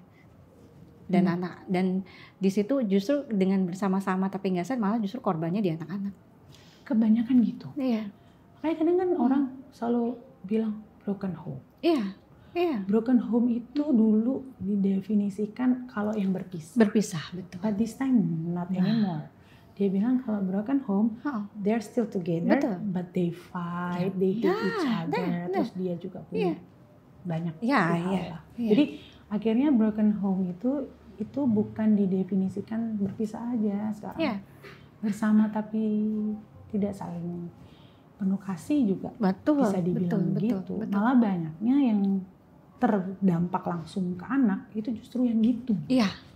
Karena dia lihat kan terus menerus. Terus itu kan jadi luka ya untuk jadi anak. yang dikhawatirkan tuh justru itu. Makanya aku pikir yang terbaik itu adalah berpisah gitu. Itu bisa jadi contoh lah ya buat kan stereotype kita di Indonesia ini kan beda ya. Tapi ini menjadi satu terobosan sih begitu Mbak Ira salah satunya. Kita juga lihat di ada juga artis juga yang mereka tetap bersama pisah tapi tetap rukun. Dan itu kita kayak angin segar gitu ngelihatnya, dan ternyata mereka bisa jadi keluarga yang bahagia gitu ya dengan keputusan itu gitu. Benar. Ini dan gimana Mbak setelah jadi single parent gitu kan dengan Gabrian ya. Ini Gabrian ini sahabat Des itu putra sematawayangnya Mbak Ira dan ganteng banget loh. Nanti kita kasih lihat fotonya ya. Nah, bisa ceritain nggak Mbak waktu itu Gabrian usia berapa? Terus bagaimana Gabrian menyikapi situasi waktu itu? Oke. Ini agak surprise sih sebenarnya Mbak Gabrian sendiri. Aku tuh nggak menyangka ternyata anak tuh punya coping mechanism-nya beda-beda. Kita sepele karena kita pikir dia anak. Iya. But the thing is they're amazing ya. Dia tahu cara gimana menyikapi hal-hal kayak gitu dengan caranya. Jadi pasca perceraian tuh kita nggak ngomong langsung. Nggak ngomong ya waktu itu. Karena kita tahu gimana melukai dia ya. Takut melukai dia gitu. Nggak ngomong, kita sedikit menutupi, tapi kayak aku udah mulai pulang ke rumah orang tua. Terus bapaknya juga udah di rumah. Gabrian kadang di rumah orang tua. Jadi udah mulai terlihat beda, transisinya tuh udah terasa. Hampir berapa ya? 6 bulan itu dia bingung mungkin. Dia bingung. Terus lucu aja gitu, dia tiba-tiba nanya ngide gitu ke aku kayak, "Mami, kok Mami nggak di rumah lagi?" gitu. Kenapa nak? Ya kalau Mami nggak di rumah gitu ya Mami mendingan divorce aja. Anak kelas 4 SD. Itu 4 SD ya? 4 SD. Wah. 4 mau ke 5 SD. Kaget dong aku. Waduh gitu kok anak gue nyuruh divorce gitu kan. Kok bisa-bisaan ngomong gitu ya. Iya betul. Terus emang kenapa Gabriel? Ya enggak, maksud aku kalau memang Mami udah nggak di rumah, tapi di rumah sendiri. Ya kalau kayak gitu kan mendingan divorce. Kok Gabriel ngomong kayak gitu? Ya nggak apa-apa, maksud Mami tuh ya kasihan Mami kalau kayak gitu. Oh gitu ya. Terus itu aku langsung bilang, aku mengambil momen itu untuk aku nyampein. Ya kan Mami sama Papi emang udah divorce. Hah? Dia bilang gitu. Kok Mami gak ngomong Gabrian? Ya Mami gak tahu kapan Gabrian ready gitu kan. Terus waktu Gabrian gini ya Mami bilang, jadi kayak teman aja Mbak. Aku bener-bener ngobrol like bener-bener temen gitu. Gak mau bikin dia stres dengan cara nyampein aku. Ya aku pikir Gabrian nggak ready ngomongin kayak gini ya. Jadi mami bingung mau ngomongnya kapan gitu kan, aku ngomong gitu. Ya at least jangan bohong lah mami, dia bilang gitu. Ya mami minta maaf deh, aku bilang gitu kan. Mami minta maaf ya, mami bukan bohong. Tapi mami janji mami itu udah mikir kapan yang tepat. Nah terus Gabriel ngomong gini ya mami pikir this is the right time gitu kan. Ya udahlah mami, tapi ya jangan hate papi lah. Jadi sesimpel itu. Sesimpel itu, walaupun tadi gambarannya bayangannya aduh gimana ya cara ngomongnya. Benar, itu Allah juga yang Ya ngasih jalan.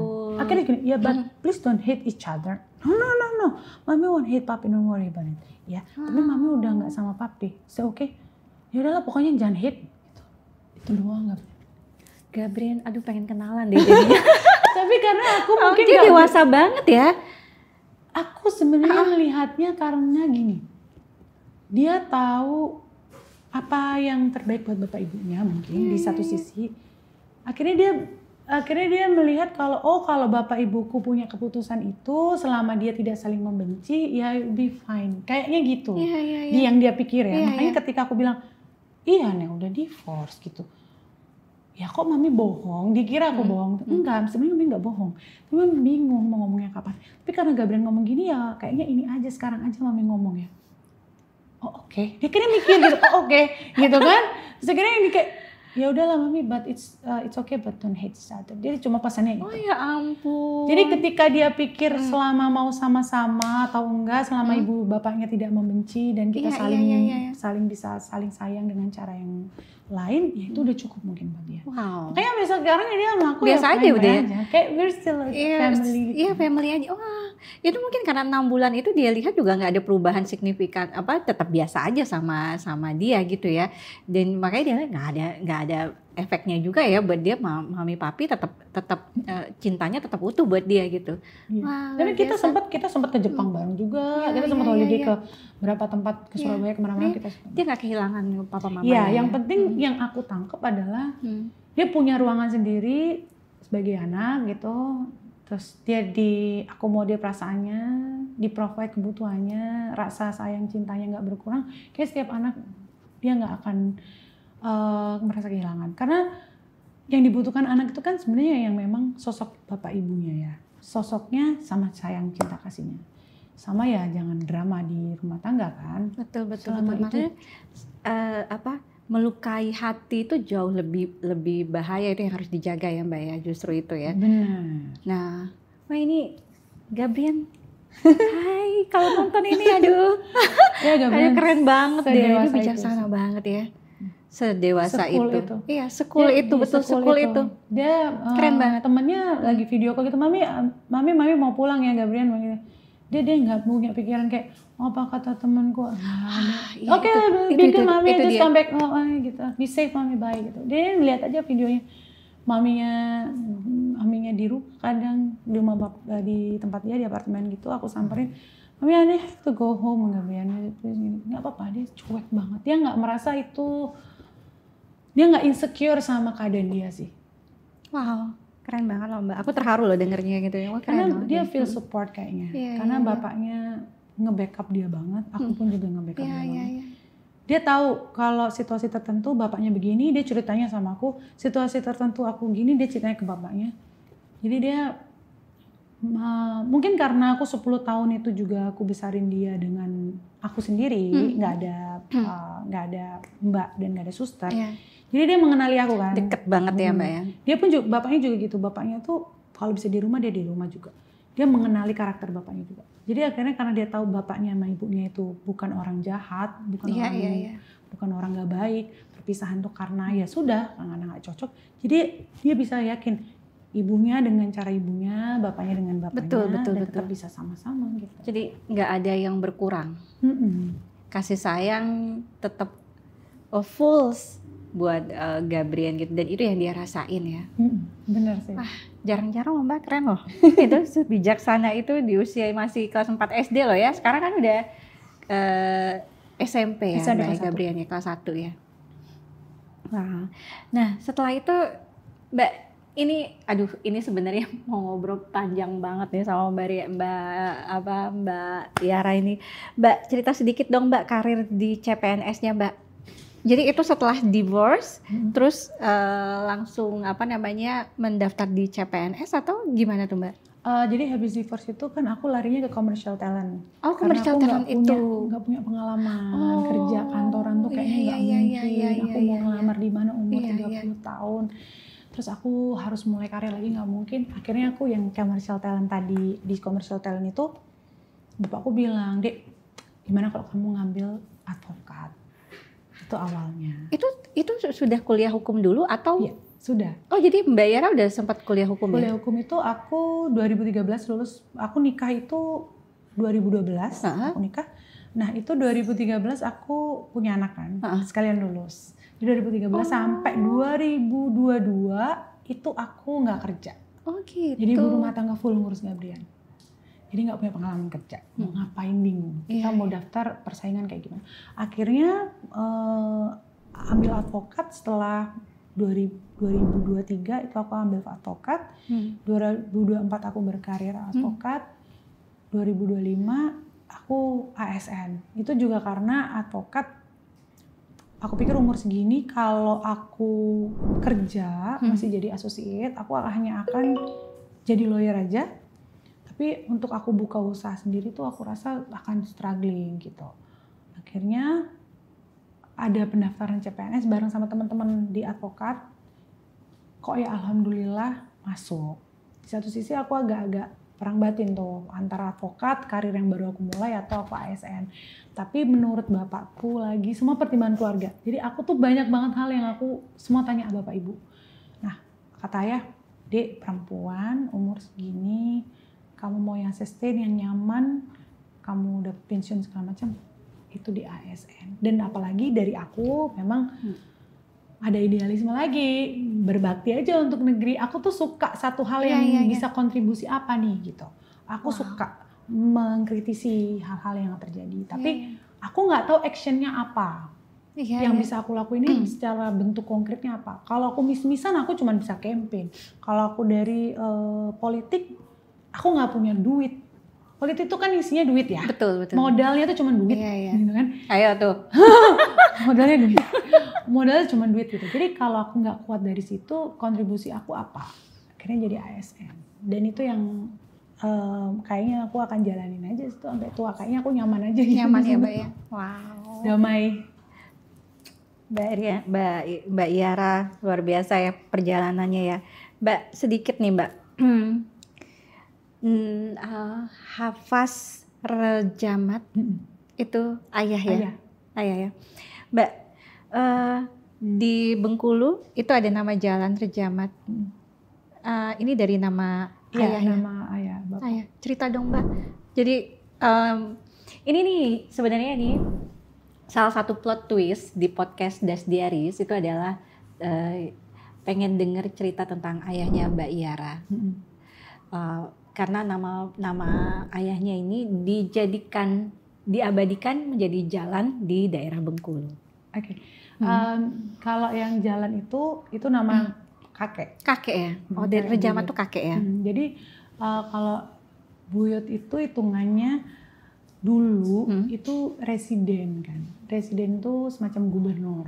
Oh iya, gubernur. Ya, di Bengkulu ya? Sebelum merdeka ya. Sebelum merdeka. Jadi memang yang di era itu yang berdealing dengan penjajah lah kurang lebihnya kayak gitu, itu para gubernur-gubernur ini yang akhirnya pada banyak yang akhirnya ngasih setoran lah, yang rakyatnya disuruh bertani tapi hasilnya dikasih ke Belanda. Itu cerita yang banyak. Nah kebetulan datuk buyutku ini si Poyang, kita manggilnya Poyang Rejamat ini itu yang bandel, yang nggak pernah mau nurut sama Belanda, yang justru mau membebaskan beberapa tawanan-tawanan yang memang ini sama Belanda gitu. Jadi memang beliau ini salah satu pahlawan, nilainya begitu, bisa dikatakan pahlawan karena yang paling nggak mau nurut nih sama Belanda. Residen itu kan memang difungsikan Belanda kan emang untuk mewakili diperes-peresin, iya, betul, ditekan untuk bisa ngambil hasil lahan, dari rakyat gitu. Nah kebetulan kalau Dato ini Poyang Rejamat ini yang nggak mau lawan ya, nurut sama Belanda gitu. Akhirnya diabadikan jadi nama Rejamat. Gitu. Gila ya, ternyata leluhurnya. Iya, agak nurun ini ya bandelnya. Leluhurnya wah, ternyata pahlawan. Ini apa namanya, menarik banget sebenarnya kisahnya Mbak Yara ini ya. Dan juga Mbak Yara ini punya ibu Suci Rahayuwati. Jadi apa namanya, beliau juga yang membesarkan Mbak Yara sampai seperti ini gitu ya. Supportnya, dorongannya tadi itu yang mau ikut ini, terus apa, ibu yang memberikan semangat luar biasa. Satu kata Mbak buat ibu, Mbak, apa Mbak? Aduh, apa ya? Nih ibu kalau nonton ya hari ini, nonton podcast ini. Aku tuh paling sensitif kalau dibahas soal ayah sama ibu, sama Gabrian ya terutama. Cuman aku nggak bisa ngomong apa-apa selain terima kasih kayaknya. Masih kurang terus kayaknya aku tuh bakti sama ayah ibu gitu. Aduh, aku selalu punya pikiran apa ya? Kayak masih banyak kurangnya, masih banyak kalau aku bisa ngomong, aku minta maaf juga. Sebagai anak tuh pasti banyak lepasnya. Mbak Dini pasti paham kalau Mbak Dini juga punya anak. Sungguhnya anak tuh di mana-mana pasti nggak pengen melukai hati orang tuanya. Tapi anak tuh kadang punya hal-hal yang dihadapi juga yang kadang nggak ngerti mau ceritanya sama siapa gitu. Nggak ngerti mau ceritanya sama siapa, cuman sayangnya terlampiaskannya tuh ke orang tua gitu loh, Mbak. Kadang tuh kita namanya anak nggak pernah pingin nyakitin orang tua. Cuman kadang kok iya gitu. Kita saking nyamannya biasanya. Iya, betul. Saking nyamannya karena kita tahu nggak akan pernah ditinggalin sama ayah ibu. Kita tahu kita safe place kita itu cuma ayah sama ibu gitu. Jadi akhirnya durhakanya anak dalam tanda kutip ya, terlampiaskannya itu marahnya malah sama ayah sama ibu gitu. Jadi kayak kalau bisa bilang mungkin maaf ya, lebih tepatnya terima kasih udah membesarkan dengan penuh kasih, dengan penuh kepercayaan, keyakinan buat aku gitu. Sama minta maaf dengan banyak dosa, banyak salahnya sih Mbak. Gitu sih, itu aja. Aduh, aku paling melo deh kalau dosa. Dosa ayah sama ibu udah. Nggak bisa. Ibu sehat-sehat ya. Masya Allah, amin, sehat selalu. Bapak juga. Itu penting.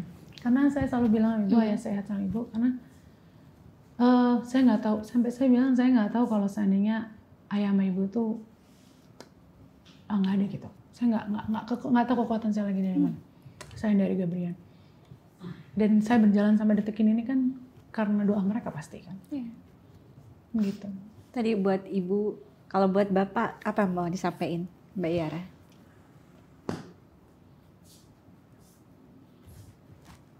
Buat ayah, apa ya? Wah, ayah hebat sih ya. Ayah hebat banget. Ayah orang tua yang hebat banget. Nggak pernah mengecewakan kita pokoknya. Ayah sama ibu hebat banget. Ayah tuh mungkin tiang ya buat aku sama kakak. Mungkin buat aku sih terutama, mungkin anak perempuannya. Pedeku sama keyakinanku tuh karena masih ada ayah. Jadi yang berusaha meyakinkan aku untuk bisa jadi the fullest and the best version of myself tuh ayah. Jadi aku cuma bisa bilang, ayah terima kasih. Ayah nggak pernah salah, nggak pernah keliru besarin aku, ibu juga nggak pernah salah besarin aku. Terima kasih. Luar biasa. Aku sampai mau nangis loh Mbak. Mbak terakhir, apa yang mau disampaikan buat Gabrian kalau nonton ini hari ini? Aduh nah. Nah apa ya, Mami cuma mau bilang Gabrian gak pernah bikin Mami kecewa, Gabrian gak pernah bikin Mami sedih. Dengan cara apapun Gabrian selalu bikin Mami bangga, selalu bikin Mami bahagia. Kekayaan terbesar Mami, kebanggaan terbesar Mami itu Gabrian. Jadi anak yang bahagia ya nak, jadi anak yang bersyukur selalu, jadi anak yang punya cinta kasih yang besar untuk dirimu, untuk keluargamu, untuk orang-orang sekitarmu.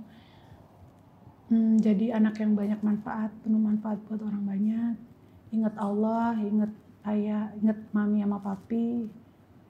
Udah pokoknya kalau kamu pegang itu insya Allah cita-citamu, harapanmu semua tercapai.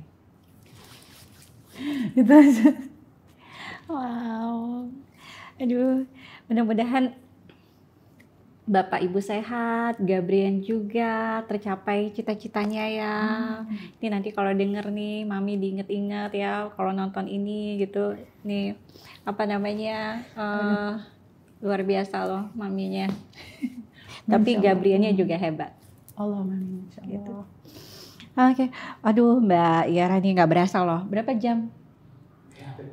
Wow, bener kan? maaf ya. Maaf loh. Oh nggak apa-apa Mbak. Aduh Mbak Yara ini luar biasa loh sahabat Das nih. Aku lihat Mbak Yara itu sudah selesai dengan dirinya sendiri. Jadi iya nggak sih Mbak? Aku lihat perjalanannya tuh aduh nggak berasa. Ini sebenarnya bisa jadi 2 episode nih kayaknya. Semoga yang edit nggak mual. Tapi keren banget. Nah Mbak Mutiara sebagai penutup nih, ada nggak pesan atau motivasi buat sahabat Das atau yang nonton podcast ini, apa yang pengen Mbak Yara sampaikan terutama buat mereka nih yang mungkin sedang berada di titik terendah dalam hidupnya? Ya. Mungkin gini, kalau yang jadi patokan ya, maksudnya orang tuh yang dicari itu apa? Kalau memang kedamaian dan bahagia itu cuma satu kuncinya, bersyukur. Kalau memang mau lihat ke atas terus, itu nggak akan ada habisnya. Itu pengingat buat aku juga sih Mbak sebenarnya, karena aku juga masih sangat belajar mengenai hal itu, masih sangat terus belajar. Cuman kalau memang pesan buat aku juga selalu ngerasa ada di titik dimana aku bisa nggak ya, aku sanggup nggak ya, dan itu sering terjadi. Tapi ternyata ketika kita sadar bahwa kita tuh punya Allah, sesimpel itu Mbak. Kekuatan terbesar kita tuh cuma Allah.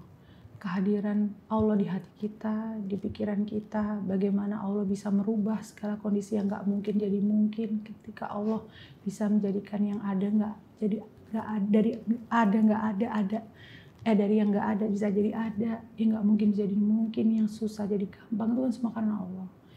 Jadi untuk siapapun yang sedang mengalami fase yang terpuruk, yang tidak diharapkan, berserah aja sama Allah, percaya Allah punya rencana terbaik. Aku nggak bisa ngomong apa-apa karena itu cuman aku yang pegangan aku juga cuma sesimpel itu. Aku percaya Allah punya caranya, kita punya jalannya, kita punya takdirnya, udah selesai. Insya Allah. Luar biasa. Wah hari ini tuh luar biasa loh sahabat Das, kita tuh dapat berkah banget Mbak Yara bisa berbagi sama kita di sini. Mbak Yara ini nggak terasa nih kita udah di akhir podcast. Sebenarnya nih banyak banget yang aku pengen tanya-tanya lagi, tapi udah diingetin sama Mas Danendranya.